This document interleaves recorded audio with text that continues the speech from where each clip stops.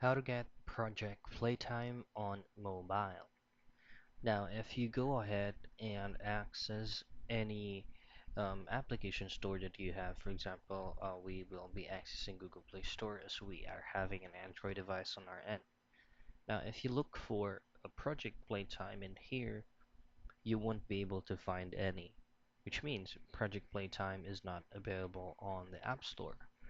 So what we can do is we'll just have to access any web browser on our mobile device. So say for example, I'm going to be pulling up Google Chrome on my Android. Now what you want to do from here is to search for Project Playtime APK. Now you just have to scroll down a bit and then you have to choose on a specific link that will take you to Softonic's official site. So as you can see, downloading the APK from Project Playtime is available.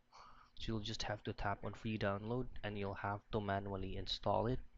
You just have to allow all access on all anonymous application. And that's it. That's how you get Project Playtime on mobile.